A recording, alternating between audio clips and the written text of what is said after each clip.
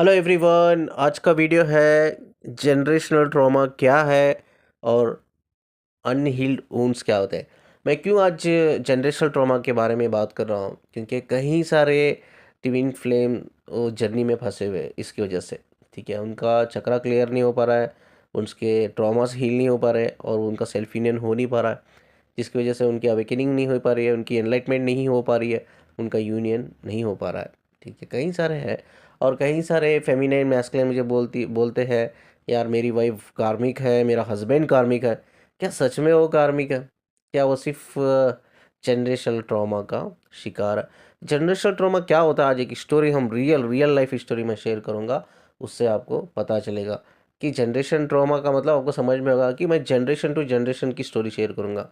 ठीक है, मैं एक जनरेशन की नहीं, मैं 2 जनरेशन की स्टोरी में शेयर करूँगा।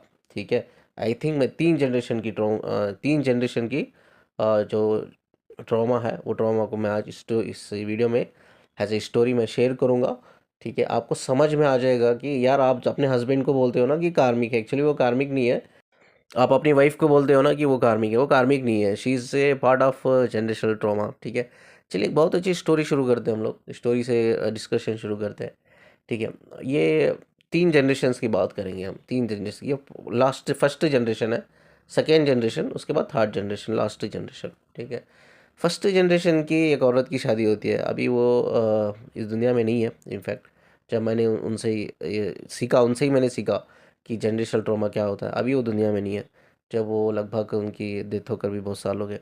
ठीक है, उनसे ही मैंने सीखा जनरेशनल ट्रॉमा एक्चुअली क्या होता है करके, बहुत प्रैक्टिकली। तो उनकी स्टोरी शुरू होती है कि ये गाँवों में रहते हैं। बहुत पुरानी बात है, 1965 की बात होगी ये शायद, उतनी पुरानी स्टोरी है। वो गाँव में रहते हैं, छोटे से गाँव में, और वो किसी एक इंसान से शादी करते हैं। ठीक है, वो इंसान उनसे शादी करता है और शादी होने के बाद उनके कई बच्चे हो जाते हैं। कहीं लगभग मान के चल सकते हो कि आपके लगभग उनके 7-8 बच्चे हो जाते हैं, इतने बच्चे। ठीक है, तो उसके बाद सडनली वो इंसान, 7-8 बच्चे होने के बाद वो इंसान किसी और औरत से शादी कर लेता है। ठीक है, लिटरली छोड़ देता है इस औरत को। वही 7-8 बच्चे वो औरत कैसा पालेगी अकेला? चलो पहले 1960-70s में तो उतनी महंगाई नहीं होती थी, बट रुपया 2 रुपए में भी काम चल जाता था, राशन आ जाता था घर का, महीने भर का। सस्ता ही थी, बहुत सस्ता था, लेकिन पैसा बहुत महंगा था उस टाइम पे। ठीक है, तो वैल्यू थी, मनी वैल्यू थी उस टाइम पे, अब मनी वैल्यू अब नहीं है। तो चलो वो औरत ने किस तरह से पाला होगा बच्चों को। बच्चे छोटे छोटे बच्चे हैं, उतने बड़े भी बच्चे नहीं हैं, छोटे छोटे बच्चे हैं। और ये बंदा जो शादी किया वो छोड़कर दूसरी शादी कर लेता है। ठीक है, वो दूसरी शादी करके वो औरत के साथ रहता है, उसके साथ भी वो बच्चे पैदा करता है, ऐसे ही बच्चे लग 7-8 बच्चे पैदा करता है वो।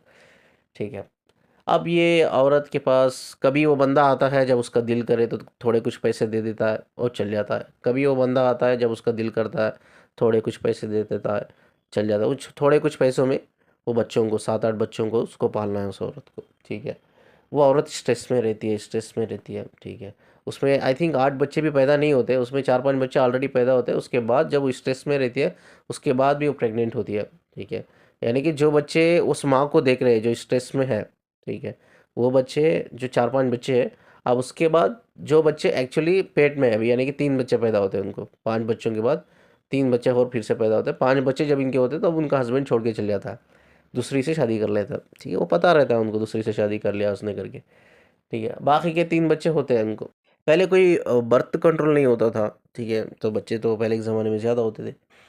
तो अब क्या हो गया, जब ये औरत तो जनरेशनल ट्रॉमा से झेल रही है, इमोशनल ट्रॉमा से झेल रही है, रिलेशनशिप ट्रॉमा से झेल रही है, ये she is in completely trauma. वो बंदा 7-8 बच्चे पैदा करके निकल गया, भाई दूसरी से शादी कर लिया, कभी मन किया तो आता है, नहीं तो नहीं आता है, सिंपल सी बात है। ठीक है, अब ये बच्चे भी देख रहे हैं माँ को, तो ट्रॉमा से गुजर रही है, स्ट्रेस से गुजर रही है, डिप्रेशन से गुजर रही है, और ऑलरेडी उसने उसके बाद 3 बच्चे पैदा किए। वो बच्चों ने तो पेट से, जब वो पेट में थे उस माँ के, तब से ही वो स्ट्रेस को एक्सपीरियंस करते आ रहे हैं। ठीक है, अब क्या होता है, आगे बढ़ती रहती है ज़िंदगी, ऐसा ही स्ट्रगलिंग स्ट्रगलिंग स्ट्रगलिंग स्ट्रगलिंग होती रहती है। ठीक है, उसमें घर का एक बड़ा लड़का होता है, घर का बड़ा लड़का रहता है, तो थोड़ा बड़ा होता है, थोड़ा बड़ा मतलब सिर्फ ऐसा समझो कि एक 10 साल, 9-10 साल, 11 साल की एज, तो बड़ा लड़का होता है। उसके बाद 3 लड़के होते हैं उनको, बाकी की पूरी लड़कियां होती है। ठीक है, तो बड़ा लड़का जो होता है घर में वो रिस्पॉन्सिबिलिटी लेता है, चलो मेरे डैड ने तो छोड़ दिया मेरी माम को किसी और औरत के लिए, तो अब पैसे की तो बहुत तंगी रहती है, फाइनेंशियल इश्यूज बहुत ज़्यादा रहते हैं। वो बंदा जब मन में होता है तब आता है, वो पैसा देता है चल जाता है उनका हस्बैंड, तो और नहीं आता वो। ठीक है, तो वो जो लड़का होता है बड़ा लड़का घर का, वो मतलब वो कुली मजदूरी करके, यानी कि वो जो भी उस टाइम पे तो कुछ काम था वो तो होता नहीं था, एक चारानी के लिए किसी खेत में जाके काम कर लिया तो चारानी किसी ने दे दिया, किसी ने 5 पैसे दे दिया, किसी ने 10 पैसे दे दिया। अभी तो 10 पैसे 5 पैसे तो दिखते भी नहीं है हमें, उस टाइम पे बड़ी वैल्यू थी। जब 1960-70s में आप बात करो, 5 पैसे, 1 पैसा, 2 पैसा, 3 पैसा आपने देखा होगा। आपने अगर अपने दादाजी के पास अगर ये चीज़ें आपने भी सुनी होगी, देखा देखा होगा, वो पहले आते थे 1 पैसा, 2 पैसा, 3 पैसा, 4 पैसा, 5 पैसा, ऐसा करके आता था पहले। तो किसी खेत में जाके काम करता था, कुली मजदूरी करता था, वो बॉन्डेड लेबर बोलते हैं ना, बॉन्डेड लेबर करता था। ठीक है, कुछ पैसे मिल जाते, 5 पैसे, 10 पैसे, 8 आने रुपये, तो बहुत तो ज़्यादा हो गया उस टाइम पे, 1 रुपी तो बहुत ज़्यादा हो गया। तो इस तरह से करके उसने घर को चलाया, एक बेटे ने। ठीक है, बाद उसके दो छोटे भाई थे, उन्होंने भी थोड़ा हेल्प किया उसको। ठीक है, उन्होंने दो दो भाइयों को भी देखा, और आई थिंक 5 बहन थे, 5 भाई बहन को भी उसने देखा। इस तरह से वो ज़िंदगी आगे निकल गई। ठीक है, ये रहा फर्स्ट जनरेशन। ठीक है, वो बच्चे ने पाला, एक्चुअली जो बड़ा लड़का था घर का उसने बड़ी मेहनत करके वो बच्चों को, दो भाइयों को भी उसने पाला, बहनों को भी उसने पाला, उसने शादी भी की, सभी बहनों की शादी की, भाई की, अपनी भी शादी कर ली उसने। इस तरह से क्या हुआ, बच्चे भी वो ट्रॉमा देखे, generational trauma, emotional trauma, relationship trauma, mummy उसकी मम्मी को देखते रहे, सब बच्चे देखते रहे, वो जो ट्रॉमा था, वो ट्रॉमा से बच्चे भी गुजरते रहे। अब क्या हो गया, ये फर्स्ट जनरेशन ट्रॉमा हो गया। अब सेकेंड जनरेशन, अब जैसा ये बच्चे लोग शादी करते हैं, ठीक, वो ट्रॉमा उनके अंदर रहता है, बच्चों के अंदर। वो भी अपने, ये जो बच्चे, या मतलब ये जो घर का बड़ा लड़का है, उसके दो भाई है, ये ऑलरेडी इस ट्रॉमा के शिकार थे, वो भी अपनी वाइफ के साथ सेम बिहेव करते हैं जैसा उसके फादर ने उसकी माँ के साथ किया। देखिए, इसको कहते हैं जनरेशनल ट्रॉमा। अब ये लड़के यूजुअली अपनी वाइफ के साथ उस तरह से बिहेव करना शुरू कर दिया जिस तरह से उनके डैड ने उसकी मम्मी के साथ किया था फर्स्ट जनरेशन में। सेकेंड जनरेशन की बात हो रही है। अब वो लड़कियों की 5 लड़कियां थी, 5 लड़कियों में आई थिंक एक लड़की की डेथ हो गई उसमें। ठीक है, 4 लड़कियों की शादी होती है। 4 लड़कियों की शादी जब होती है ना, उनके हस्बैंड उनको ऐसे मिलते हैं जैसा एकदम, जैसा उनके फादर ने उनके मम्मी के साथ किया वैसा ही उनके हस्बैंड उनके साथ करते हैं। ठीक है, और वो लड़कियां भी उनके हस्बैंड के साथ उसी तरह से बिहेव करती है। तो इधर हम क्या क्या कह सकते हैं कि यार ये कार्मिक कनेक्शंस है सभी। इसमें देखा जाए तो किसी का कोई कर्मा नहीं है। ठीक है, ये जितने भी लोग, बड़ी फैमिली है, मतलब 5 लड़कियां, 3 लड़के, एक माँ बाप, तो चलो दूसरी को शादी हो गया, वो चल गया, कभी कभी आता था, पैसे देता था वो। अब बड़ी फैमिली है, उसमें एक लड़की की डेथ हो गई है। ठीक है, 4 लड़कियां हैं, 3 लड़के, यानी कि कम्प्लीटली 7, एक माँ है। तो ये सातों बच्चे, वो जो ट्रॉमा मम्मी उसकी जो माम उसकी जो मदर फेस किया था फर्स्ट जनरेशन में, वही ट्रॉमा फेस कर रहे हैं अभी भी अपने अंदर, सब कॉन्शियस लेवल, कॉन्शियस लेवल पे। और उसी तरह से वो अपने पार्टनर्स के साथ बिहेव कर रहे हैं। ठीक है, लड़कियां भी कर रही थी, उनके हस्बैंड भी उनके साथ वैसा ही कर रहे थे। ठीक है, तो अब ये जो उनके जो बच्चे हैं, जो मेल बच्चे अपनी उनकी वाइफ के साथ ऐसा बिहेव कर रहे हैं। और अनफॉर्चुनेटली ड्यू रिस्पेक्ट एक रिस्पेक्ट नहीं मिल रही थी, उनके वाइफ भी उनके उनके उनके तरफ वैसा ही वो बिहेव कर रहे थे। मतलब दोनों तरफ से, हस्बैंड वाइफ से भी कार्मिक हो गया था लड़कों की तरफ से, और लड़कियों की तरफ से भी हस्बैंड वाइफ से, हस्बैंड और वाइफ में कार्मिक रिलेशन बन गया था। बट एक्चुअली क्या ये कर्मा रिलेशन है? ये कार्मिक रिलेशन है? नहीं, इसमें कोई कार्मिक कार्मिक नहीं है, कोई कर्मा रिलेशन नहीं है। बट ये सब लोग है ना, ये सब लोग सिर्फ एक जनरेशनल ट्रॉमा का शिकार है, जो एक डीएनए लेवल पे ट्रांसफॉर्म हुआ है। ठीक है, हम अक्सर कहते हैं ना कि बच्चे बच्चे जो होते हैं ना, वो बहुत कनेक्ट रहते हैं अपनी मम्मी पापा से। एक तो जो बायोलॉजिकल बच्चे होते हैं ना, माँ बाप का डीएनए भी ट्रांसफॉर्म होता है उनका। ठीक है, एनर्जी लेवल पे भी होता है, और एक फिजिकल लेवल पे भी होता है। तो हर चीज़ कैरी करते हैं जो माँ बाप की, हर चीज़, चाहे डिप्रेशन हो, स्ट्रेस हो, इमोशनल पैटर्न हो उनका। ठीक है, अनहेल्थी लाइफ स्टाइल हो, सब कुछ, सब कुछ, स्ट्रेस, डिप्रेशन, उनका unhealthy life style, emotional pattern, ये सारी चीज़ें उनके बिहेवियर पैटर्न। ठीक है, उनके mood swings, everything pass on होता रहता है। ठीक है, बायोलॉजिकल बच्चे है ना, डीएनए के थ्रू पास ऑन होता रहता है, एनर्जी लेवल पे भी पास ऑन होता रहता है। अब माँ ने सफ़र किया वो ट्रॉमा को फर्स्ट जनरेशन में, बच्चों ने देखा, अब बच्चों को उसको कैरी ऑन हो रहा है। अब बच्चे सब वही वही तरीके से वो अपने पार्टनर के साथ बिहेव कर रहे हैं, अब वही चीज़ हो रही है जो फर्स्ट जनरेशन में होती थी, अब सेकेंड जनरेशन में भी यही हो रहा है। अब आता है थर्ड जनरेशन, इधर कहानी ख़त्म नहीं होती है, सेकेंड जनरेशन में कहानी ख़त्म नहीं होती है। अब आता है थर्ड जनरेशन, यानी कि जो मदर, जिसके फादर यानी कि जिसके हस्बैंड ने छोड़ के चल गए थे, दूसरी शादी कर ली थी, उनके बच्चे ऑलरेडी इमोशनल ट्रॉमा में जी रहे हैं, यानी कि generational trauma, not emotional trauma, generational trauma में जी रहे हैं। अब उनके बच्चों के बच्चे हो रहे हैं, यानी कि जो लेडी से शुरू हुई है कहानी फर्स्ट जनरेशन से, बाद बच्चे सफ़र कर रहे थे, उनके ही बच्चे, लेडी के बच्चे जो है, उनके बच्चे के बच्चे, ठीक है। अभी this is the third generation trauma, ठीक है। अब ये थर्ड जनरेशन जो ट्रॉमा है, इधर भी जो वो लेडी के बच्चों के बच्चे, यानी कि पोतरा पोतरी, ठीक है, पोतरा पोतरी कहते हैं ना, पोतरा पोतरी, नवासी नवासा। अब उनके नवासी नवासा, वो औरत के नवासी नवासा पोतरा पोतरी भी जनरेशनल ट्रॉमा से सफ़र कर रहे हैं। अब वो भी जिस पार्टनर के साथ शादी किया है, उनके उस पार्टनर के साथ भी वही बिहेव कर रहे हैं, मतलब जितनी भी लड़कियां शादी हुई है उनके हस्बैंड के साथ उसी तरह से वो बिहेव कर रहे हैं, कार्मिक की तरह, कार्मिक की तरह, ठीक है। हस्बैंड को रेस्पेक्ट नहीं करना, छोटी छोटी बात को मूड स्विंग्स हो जाना, छोटी छोटी बात को झगड़ा लड़ाई करना, छोटी छोटी बात को आर्गुमेंट करना, हस्बैंड की रेस्पेक्ट नहीं करना, घर में गाली गलौज करना, ठीक है, घर में ऊंची आवाज़ में बात करना। तो इस तरह से वो लड़कियां अपने हस्बैंड के साथ बिहेव कर रही थी। अब जो लड़के थे, वो लड़के अपनी वाइफ की तरह बिहेव कर रहे थे, तो अपनी वाइफ की तरफ, मतलब इधर थर्ड जनरेशन में भी दोनों है, लड़के लड़की है। लड़के हस्बैंड को टॉर्चर कर रही है, अब उनके लड़के जो है उनके वाइफ को टॉर्चर कर रहे हैं, ठीक है। तो यस, क्या ये जनरेशनल ट्रॉमा ब्रेकअप नहीं हो सकता है, ब्रेक नहीं कर सकती है? सब कुछ ब्रेक कर सकते हैं। देखिए इधर कहाँ पास ऑन हो रहा है, पहला जनरेशन वो लेडी का था, ओल्ड लेडी, बाद उनके बच्चे हुए, बच्चों ने सफ़र किया, तो बच्चों की वजह से बच्चों के पार्टनर जो भी शादी की, लड़का लड़की, उन्होंने भी सफ़र किया। अब तीसरा जनरेशन, उनके बच्चों के बच्चे हो गए, नाना नवासी नवासी नवासा पोतरा पोतरी, ठीक है। अब उनके पोतरा पोतरी नवासी नवासा भी सफ़र कर रहे हैं इस चीज़ से।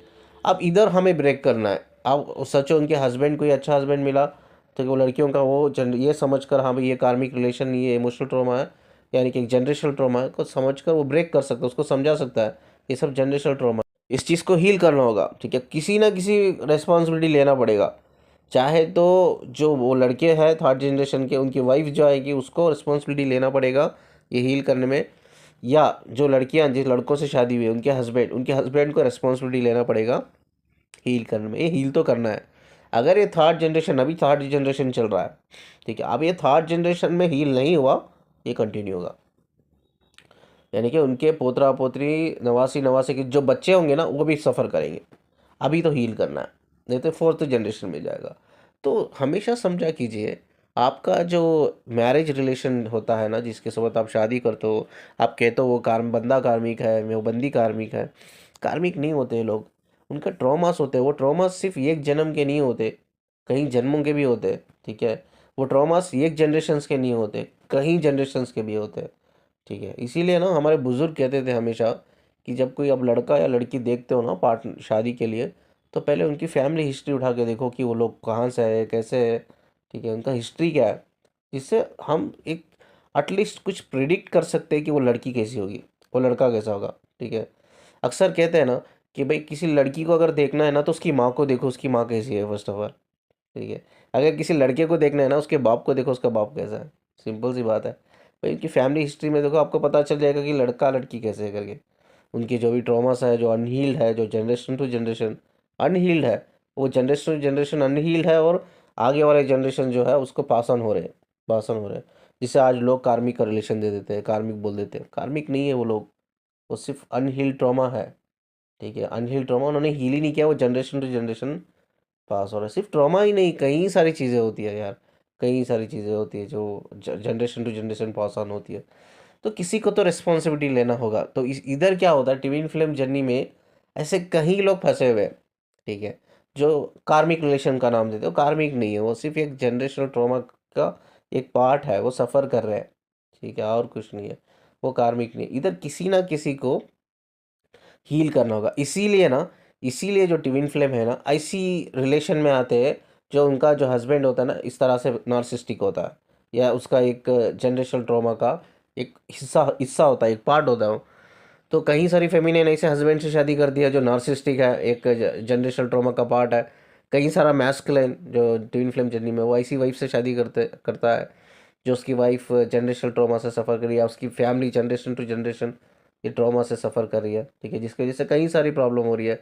इमोशनल पैटर्न नेगेटिव है भाई, थॉट्स फियरफुल एनर्जी है, ठीक है, एंजिटी है, स्ट्रेस है, पैनिक अटैक है, डिप्रेशन है, और कई सारी चीज़ें, कई सारे अनहेल्थी लाइफ स्टाइल है, नेगेटिव सोच है, ठीक है।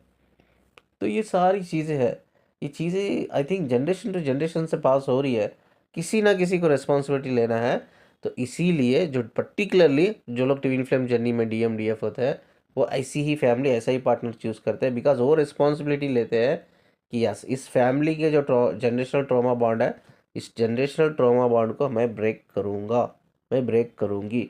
तो इसीलिए ये ट्विन फ्लेम में जो लेते हैं, जो हस्बैंड वाइफ, ऐसे ही हस्बैंड वाइफ चूज़ करते हैं जो ऑलरेडी जनरेशनल ट्रॉमा का एक पार्ट होता है, जिसमें नार्सिस्टिक का भी एक पैटर्न होता है, ठीक है, सरकास्टिक ईगोइस्टिक का एक पैटर्न होता है, ठीक है, वो भी एक पैटर्न है जो अनहील्ड जनरेशनल ट्रॉमा बॉन्ड का एक पैटर्न है वो। तो इसीलिए हम लोग ऐसे पार्टनर को चूज़ करते हैं, इवन हमारा डीएम डीएफ होने के बावजूद भी हम अपने सोल कॉन्ट्रैक्ट में ऐसे पार्टनर को चूज़ करते हैं कि वो ऑलरेडी ये कार्मिक बाउंड्री से चलता आ रहा है, ठीक है, जनरेशन टू जनरेशन। ये हमारी रिस्पॉन्सिबिलिटी होती है कि ब्रेक करना। तब तक ये डीएम डीएफ जब वो मैरिज में रहते हैं, तब तक वो जनरेशनल ट्रॉमा को ब्रेक नहीं करते, तब तक वो ख़त्म नहीं होता है रिलेशनशिप, वो रिलेशनशिप उधर ही रहता है। हम लोग क्या बोलते रहते हैं, यार हमारा उनसे कर्मा है, अभी पेंडिंग है, इसलिए ख़त्म नहीं हो रहा है। पेंडिंग नहीं है कर्मा, मतलब एक्चुअली उनका जो ट्रॉमा बांधा है वो आप ब्रेक ही नहीं किया है, क्योंकि आपकी सोल बोल क्या है ये सोल कॉन्ट्रैक्ट में कि मैं जाऊंगा इस पर्टिकुलर पार्टनर से शादी करूंगा, उसका जनरेशनल ट्रॉमा को मैं ब्रेक करके आऊँगा, वो ब्रेक ही नहीं किया है, ठीक है। तो आप ब्रेक ही नहीं करें, इसीलिए आपका रिलेशन कट ऑफ नहीं हो रहा है, हस्बैंड वाइफ का रिलेशन कट ऑफ नहीं हो रहा, मूव ऑन नहीं कर पा रहे हो, उधर ही स्टक पड़े हो, ठीक है। एक अनहेल्थी रिलेशनशिप में रह रहे हो आप, ठीक, सफ़र कर रहे हो डिप्रेशन से, स्ट्रेस से। आपकी रिस्पॉन्सिबिलिटी है उसको ब्रेक करना है, किसी तरह से ब्रेक करना है, कोशिश करो ब्रेक करने की। अगर आपने रिस्पॉन्सिबिलिटी ली है सोल लेवल पे, आपकी सोल ये पूछ के आई है कि मैं ब्रेक करूँगी, तो 100% वो ब्रेक करेगी, और सोल को पता है वो ब्रेक कर सकती है, इसलिए तो सोल कॉन्ट्रैक्ट में पूछ के आई है ना। तो पॉसिबल ही नहीं है, मूव ऑन करना पॉसिबल नहीं है, ठीक है। मैं तो कह रहा हूँ कि मूव ऑन कर लो, आई थिंक ये पॉसिबल नहीं है, ये बिल्कुल पॉसिबल नहीं है। बिकॉज अगर सोल पूछ के आई है तो सोल को पता होगा कि वो ब्रेक कर सकती है। तो ये इमोशनल ट्रॉमा, ये जनरेशनल ट्रॉमा जो होता है, ये बहुत बड़ा पार्ट है ट्विन फ्लेम जर्नी का, जो आप अटके हुए रहते हो एक रिलेशनशिप में, मैरिज रिलेशनशिप में, जिससे आप आगे बढ़ नहीं पाते अवेकनिंग की तरफ, एनलाइटमेंट की तरफ, या परमानेंट अपने डीएम डीएफ की यूनियन की तरफ, ठीक है। और एक इंपॉर्टेंट चीज़ मैं बोलना भूल गया इस स्टोरी में, ये जितने भी 3 लड़के थे जिन्होंने शादी की है, ये सब इनकी पहली वाइफ, किसी की वाइफ की डेथ हो गई, किसी की वाइफ छोड़ के चल गई। कौन टॉर्चर सहेगी? उनकी मम्मी का जो जनरेशनल ट्रॉमा ये कैरी ऑन कर रहे हैं, वो लड़कियों को टॉर्चर कर रहे हैं शादी करने के बाद, ठीक है। तो वैसा ही हुआ, तो उनके कितनी की वाइफ मर गई कम एज में ही, और कितनी की वाइफ उनको छोड़ के चल गई। सभी लड़कों ने आज 2-2 3-3 शादी किया, यानी कि किसी की मर गई, दूसरी शादी की, वो औरत भाग गई, तीसरी शादी की उन्होंने, ठीक है।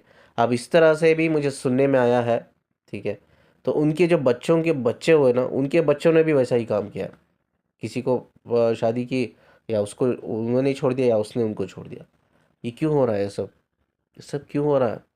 बिकॉज ये चेन बन गया है, ये जनरेशन टू जनरेशन ये ऐसा ही हो रहा है। अब ये 4th जनरेशन जाएगा, 5th जनरेशन, 6th जनरेशन जाएगा, सभी ये जितने भी ये जनरेशन्स के ट्रॉमा, जनरेशनल ट्रॉमा से सफ़र करें ना, आगे इनको जितने भी पार्टनर मिलेंगे ना, वो पार्टनर सब इनसे सफ़र करेंगे। चाहे वो इनकी ख़ानदान की लड़कियों से शादी करेंगे, वो लड़के सफ़र करेंगे, या इनके ख़ानदान के जो लड़कों से शादी करेंगे, वो लड़कियां सफ़र करेंगी। ये ब्रेक जब तक कोई किसी ने रिस्पॉन्सिबिलिटी नहीं लेंगे ब्रेक करने की, ऐसा ही ये लोग सब लड़कियां लड़के जनरेशन टू जनरेशन सफ़र करेंगे, जो भी इनसे शादी करेंगे। ये कार्मिक कनेक्शन नहीं होता है। हम हर वक्त हम एक ही चीज़ बोलते हैं, कार्मिक कनेक्शन, कार्मिक कनेक्शन नहीं होता है। एक जनरेशनल ट्रॉमा का भी एक पार्ट होता है, ठीक है। ये बहुत बड़ी प्रॉब्लम है, ये सिर्फ एक फैमिली में नहीं, लाखों करोड़ों फैमिली में ये चल रहा है। करोड़ों लाखों लोग रिलेशन में जनरेशनल ट्रॉमा की वजह से, करोड़ों लाखों लोग जनरेशन रिलेशनशिप में सफ़र कर रहे हैं, डिप्रेशन से, स्ट्रेस से। कोई लड़की भाग रही है, कोई सुसाइड कर रही है, कोई मर रही है, ठीक है, कोई डिवोर्स ले रही है, कोई डिवोर्स ले रहा है, कोई भाग रहा है, कोई एक्स्ट्रा मैरिटल अफेयर बना के रखा है तंग आकर इन लड़कियों से, लड़कों से। तो ये सब एक पार्ट है, ठीक है, एक जनरेशनल ट्रॉमा बॉन्ड का एक पार्ट है। चलिए इस वीडियो को मैं एंड करता हूँ इधर। आई थिंक ये बहुत नॉलेजेबल वीडियो है, हमें समझने में हेल्प करेगा। ये हमें समझने में ये हेल्प करेगा कि ब्रेक करना कितना इंपॉर्टेंट है। नहीं तो आप तो सफ़र कर रहे हो, आपके बच्चों के बच्चे भी सफ़र करेंगे। सिंपल सी बात है, ठीक है? इसको ब्रेक करना ही होगा, ठीक है?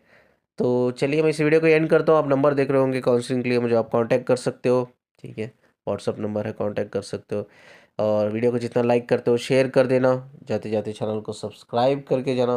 मुझे सुनने के लिए, मुझसे कनेक्ट रहने के लिए शुक्रिया जी। अल्लाह हाफिज़।